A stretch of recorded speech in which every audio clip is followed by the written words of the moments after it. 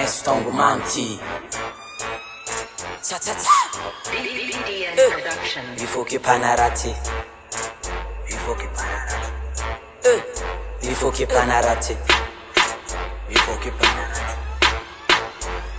Misi ulo panarati, misi ulo panatara. E non le good vibe per i panenti che ho fare. Se sa le good folk faccio ulo mintatara. Suave tara la faccio fsare che il ti vantara. Cara se le good vibe il faut qu'il panarati. Anakoti dia me la kang so vodas. Cara se le good vibe il faut qu'il panarati. Anakoti dia me la kang manda pas. Cara se le good vibe il faut qu'il panarati. Anakoti dia me la kang tata pas. Cara se le good vibe il faut qu'il panarati. Anakofa dia eno chara di gas. Mi solo rat sei, mi solo mal sei. Felo ngangol tu angat seng ni falai. Mi solo rat sei, mi solo mal sei. Felo ngangol tu angat seng ni falai. Ulo yeluna na ombolati la sakaya bekerat seng kami tank na kufafa.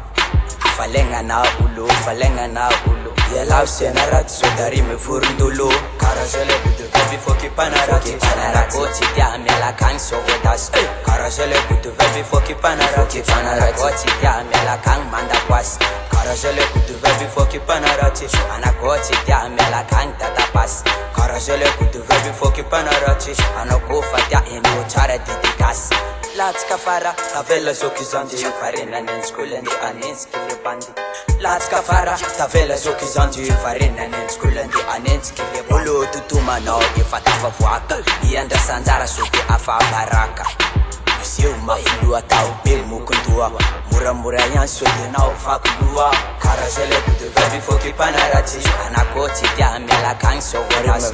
Cara jele budu baby foki panarati. Anakoti dia me la kang manda pas. Cara jele budu baby foki panarati. Anakoti dia me la kang tata pas. Cara jele budu baby foki panarati. Anakofa dia eno chara didikas. Maflua, ano maflua. Andi anen skol sate alfalo.